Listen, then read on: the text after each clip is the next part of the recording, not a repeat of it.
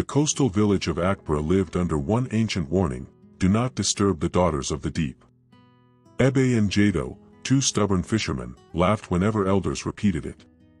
To them, the ocean was only a place to hunt, and stories about mermaids were nothing but old wives' tales. One misty dawn, while pushing their canoe across the shoreline, Ebe said, "Jado, I heard that mermaid hair can make a man's fortune rise like tidal waves." Jado chuckled. "If such power exists, why let it waste underwater? Let us take it and use it." So they rowed into the forbidden bay, the place the villagers avoided. The waves were strangely warm, the air heavy with the scent of salt and flowers. "Do you feel that?" Jado whispered. "Yes," Ebe replied. "The spirits are awake."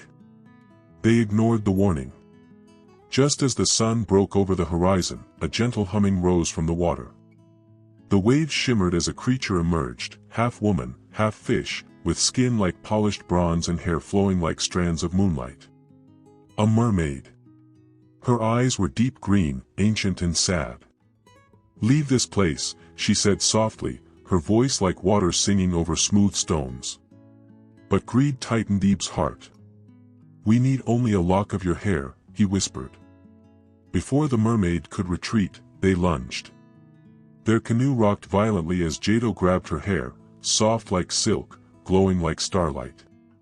The mermaid shrieked, a cry that made birds flee the trees. "Stop! The sea remembers every wound," she cried. But they hacked off a handful of her silver hair and paddled back as the waters darkened behind them. That night, Ebe and Jado visited Mori, the known ritualist who lived near the mangrove forest. His hut always smelled of smoke and forgotten things.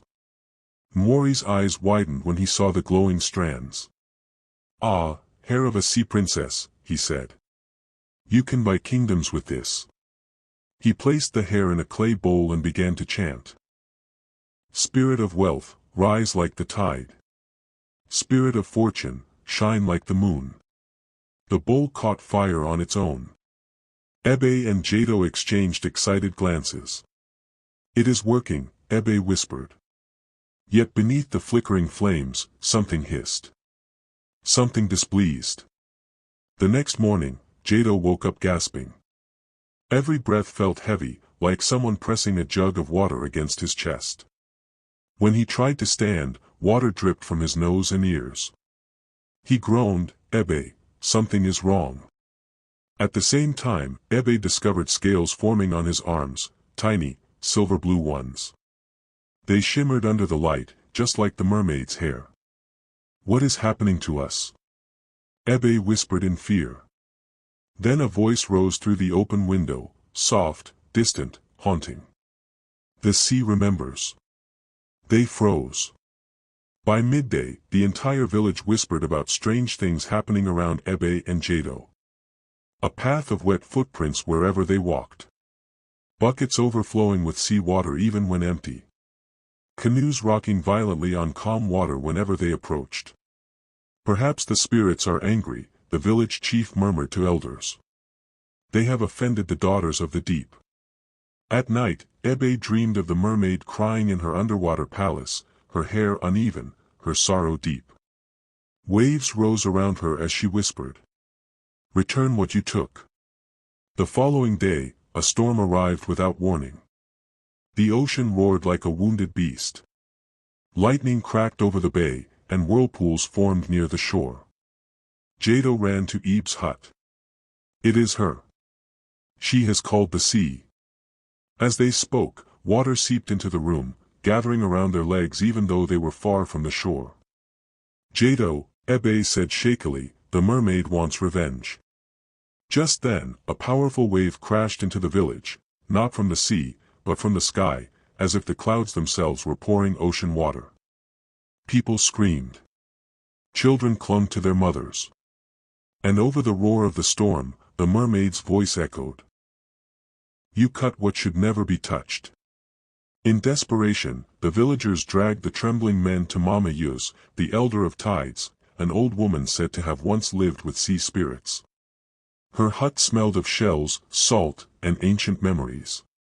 You fools, she said, striking the floor with her staff. Mermaid hair is sacred.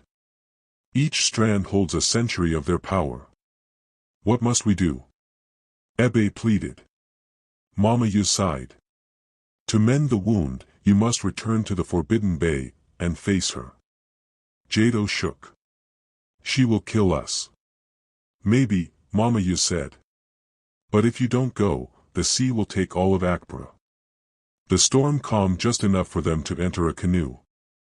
Ebe and Jado paddled with trembling arms, their skin growing scalier by the minute. At the Forbidden Bay, the water glowed under the moonlight, a haunting, unnatural silver. Suddenly, the sea parted silently. From the depths, the mermaid rose. Her broken hair floated around her like wounded light. You returned. Her voice was not angry anymore, only full of aching sorrow. Ebe fell to his knees, shaking. We were foolish. Greedy. Forgive us. Jado cried out, please, spare our village. The mermaid studied them quietly.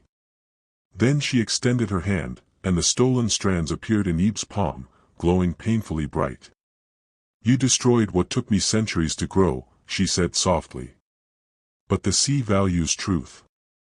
The ocean respects remorse. She took the hair, placed it into the water, and sang. Wound of tide, mend again. Ocean spirit, heal my pain. The water rippled with magic. Her hair regrew, long and shimmering once more. But then she turned to the men. To restore the balance, a price must be paid. They swallowed hard. What price? A lifetime vow. You will become servants of the sea, protectors, not takers.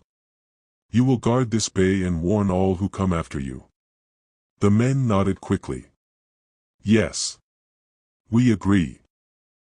By dawn, Ebe and Jado returned to the village, changed forever.